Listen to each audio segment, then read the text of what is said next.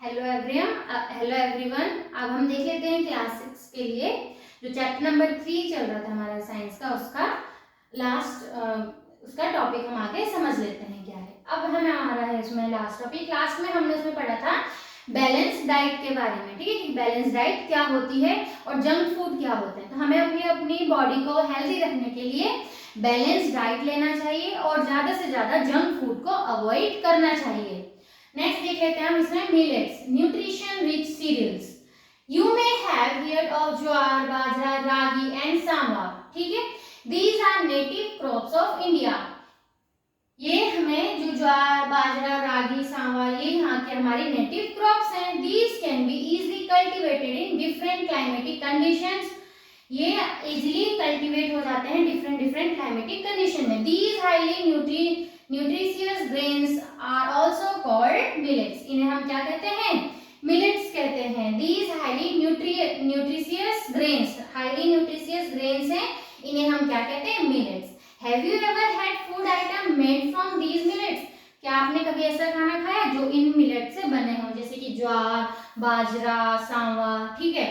देख लेते हैं। Millets are small size grain.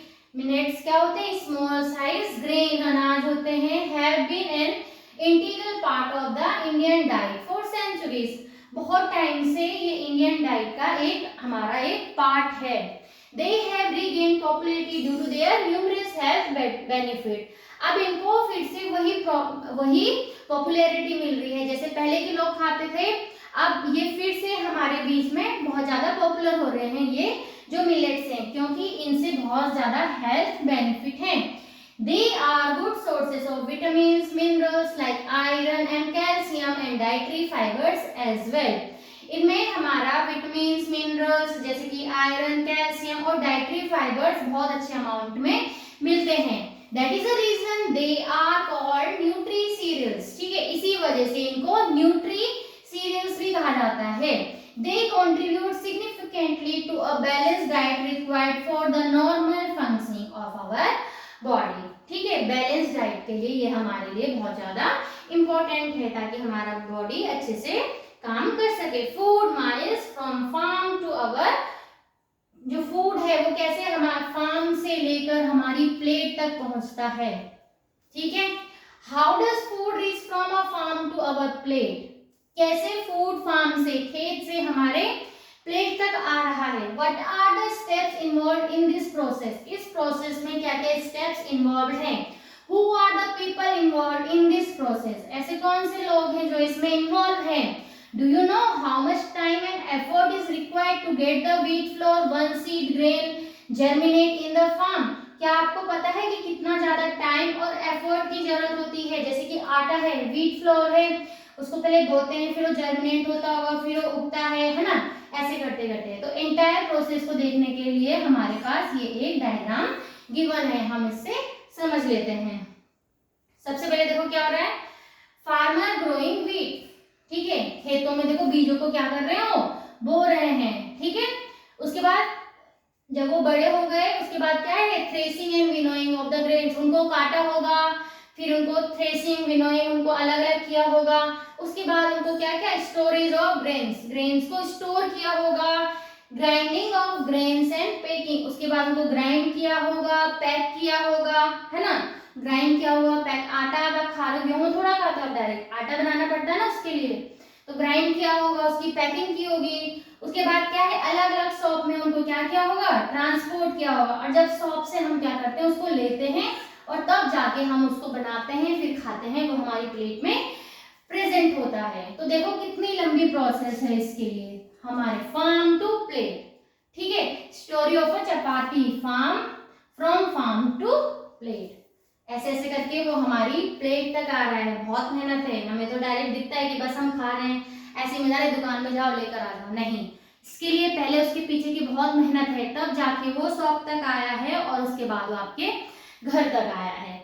The entire distance traveled by a bag of wheat or any other food item from the producer to the consumer is known as the food miles. Food miles क्या हुआ? Food miles क्या हुआ? किसी भी कि जो आपका bag है, चाहे वो व्हीट का बैग हो या किसी भी फूड आइटम का बैग है, वो आपका कहाँ से, प्रोड्यूसर से, यानी कि जो उगाता है, प्रोड्यूसर टू कंज्यूमर। ठीक है, कंज्यूमर कौन हुआ, जैसे कि हम लोग खा रहे हैं ना, जो प्रोड्यूस करते हैं जैसे किसान हो गए, और कंज्यूमर जैसे हम लोग हो गए। तो इतना घूमकर आया है प्रोड्यूसर से लेकर कंज्यूमर तक, जितना भी इसने कवर डिस्टेंस को कवर किया है, ये होता है आपका food miles. Reducing food miles is important because it helps to cut down the cost and pollution during in transport. अब क्या हो रहा है, अगर फूड आइटम आपका एक जगह से दूसरी जगह जा रहा है तो ट्रांसपोर्टेशन के थ्रू जा रहा है, किसी ना किसी गाड़ी में गया होगा, ट्रक में गया होगा, है ना। तो इसको क्या करना है हमने, इस पहले तो डिस्टेंस को कम करना है। जैसे यहाँ नहीं, हम हैं साउथ में और नॉर्थ में ले रहे हैं, नहीं, पहले तो उसको क्या करना है, डिस्टेंस को कम करना है, यानी कि जो चीज जहाँ की है उसको वहीं पहले डिस्ट्रीब्यूट करो। साथ ही साथ इससे क्या होगा, हमारी जो कॉस्ट होगी, ठीक है, ट्रांसपोर्ट का भी तो कॉस्ट लेंगे, वो कॉस्ट कम हो जाएगा, और साथ ही साथ जो पोल्यूशन है ट्रांसपोर्ट के थ्रू वो भी कम होगा। It help support local farmers. अगर हम जहाँ लोकल की जो चीजें हैं, लोकली अगर उसको लेंगे तो जो लोकल वहाँ की जो फार्मर है उनको हेल्प मिलेगी। And it also keeps our food fresh and healthy. और अगर जितने पास में चीजें मिलेंगी वो उतनी ज्यादा फ्रेश होंगी और उतनी ज्यादा हेल्दी होंगी। तो हमें क्या करना है, जो आपका इम्पोर्टेंट सबसे ज्यादा है, कॉस्ट को अगर कम करना है तो हमें क्या करना पड़ेगा, उसकी माइल्स को, फूड माइल्स को कम करना पड़ेगा। ठीक है, प्रोड्यूसर से कंज्यूमर तक की जो डिस्टेंस है उसको कम करना है, यानी कि जहाँ की जो लोकल फूड है उसको लोकली आपको लेना है, ताकि फार्मर्स को सपोर्ट हो सके। Many people waste food, leaving it unconsumed on their plates. One must remember the time and the effort put by our farmer and other community members in getting the food from the farm to our plate. कई बार क्या होता है, बहुत सारे लोग क्या करते हैं, फूड को वेस्ट करते हैं, leaving it unconsumed on their plate, उसको पूरा नहीं खाते हैं, बिना कंज्यूम किए ही अपने प्लेट में छोड़ देते हैं। वन मस्ट, हमें याद रखना है कि ये जो हमारी जो प्लेट में जो खाना आया है वो कितनी ही मेहनत से आया है, किसानों की, और जब बाकी जो मेंबर्स हैं जैसे जो ट्रांसपोर्टेशन वाले हो गए, सोप हो गए, इन सब की मेहनत के थ्रू हमारी प्लेट में आया है। हमें ये सब सोचना है। We must take only as much food as we can consume. हमें पहले उतना ही फूड लेना चाहिए जितना कि हम कंज्यूम कर सके। ऐसे नहीं, कहीं गए, अरे यार ये दिख रहा है, ये भी ले लो, वो भी ले लो, ये नहीं, ऐसे नहीं करना। शादी में देखते ना कितना खाना वेस्ट होता है, ये नहीं करना। सबसे पहले उतना अमाउंट ऑफ फूड लो जितना कि आप कंज्यूम कर सको। It would reduce food wastage. इससे क्या होगा, फूड वेस्ट कम होगा। Try to find the timeline for the various processes involved in getting the food from the farm to plate. Eat healthy, share and respect food. हमें अच्छा खाना चाहिए, healthy खाना खाना चाहिए, ईट हेल्दी, शेयर करना चाहिए, एंड रिस्पेक्ट फूड, फूड को हमें रिस्पेक्ट करना चाहिए। सपोर्ट लोकल प्रोड्यूसर, जो हमारे लोकल प्रोड्यूसर्स हैं यानी कि लोकल फार्मर्स है, उनको हमें सपोर्ट करना चाहिए। ठीक है, तो इस तरीके से हमारा जो ये चैप्टर है माइंडफुल ईटिंग, ठीक है, ये वाला जो चैप्टर है यहाँ पे कंप्लीट हुआ। ठीक है, तो इसमें हमने बहुत सारी चीजें पढ़े, न्यूट्रिएंट्स क्या होते हैं, जैसे कि प्रोटीन, फैट्स, कार्बोहाइड्रेट, है ना, इन सब के बारे में पढ़ा, बैलेंस डाइट के बारे में पढ़ा। ठीक है, अब हम देख लेते हैं इसकी समरी, फिर हमारा ये चैप्टर कंप्लीट हो जाएगा। People across India eat diverse type of food containing various food component। ठीक है, पीपल पूरे इंडिया में हमें पता है हमारी जो खाने का जो टाइप है वो डिफरेंट है। ठीक है, चॉइस ऑफ फूड में vary according to the cultivation of food, crops in the region, taste preference, culture and tradition and so on. जो फूड खाने का जो तरीका है वो हमारे लोकल के हिसाब से वेरी कर सकता है। जैसे कि अगर जिसके लोकली जो ज्यादा ग्रो हो रहा है उसको वो ज्यादा पसंद है, टेस्ट के हिसाब से प्रेफरेंस मिल सकता है, उनका ट्रेडिशन के हिसाब से, कल्चर के हिसाब से, ऐसे ही बहुत सारी चीजों के हिसाब से हमारा जो फूड चॉइस है वो वेरी कर सकता है। culinary practice have changed over the time। खाना बनाने का जो तरीका है वो पिछले टाइम से लेके अब तक बहुत ज्यादा चेंज हो गया। There is a significant difference between traditional and the modern method of cooking food. जो ट्रेडिशनल तरीके से जैसे चूल्हे में खाना बना था, अब गैस स्टोव आ गए, पहले सिलबट्टे में पीस रहे थे कुछ भी चीज, अब आपके ग्राइंडर्स आ गए हैं, है ना, उनमें कुछ ना कुछ डिफरेंस है। provide us energy, support growth, repair our body and protect us from diseases. जो फूड होता है वो हमें एनर्जी देता है, सपोर्ट ग्रोथ को सपोर्ट करता है, रिपेयर हमारी बॉडी को रिपेयर करता है एंड हमारी बॉडी को बहुत सारी डिजीजेस से दूर रखता है. The major nutrient in our food are carbohydrate, fats, protein, vitamins and minerals. In addition, food also contain dietary fibers and water. The major nutrient component of our food are carbohydrate, fats, proteins, ठीक है, और minerals, vitamin और साथ ही साथ dietary fibres and water. Carbohydrate and fats are primary energy sources. जो energy sources हैं वो कौन है? Carbohydrate and fats. और जो बॉडी बिल्डिंग न्यूट्रिएंट्स हैं वो होते हैं आपके proteins. Vitamins and minerals strengthen our body, protect us from infection and keep us healthy. ये हमारी बॉडी को स्ट्रेंथ देते हैं कौन? विटामिन्स एंड मिनरल्स, और साथ ही साथ हमें बहुत सारे इन्फेक्शन से दूर रखते हैं. A balanced diet provide all the essential nutrient in our right quantity along with the adequate roughage and water. Balanced diet क्या होता है? Balanced diet में हमारा क्या होता है? सभी टाइप के जो न्यूट्रिएंट हैं वो क्या होते हैं?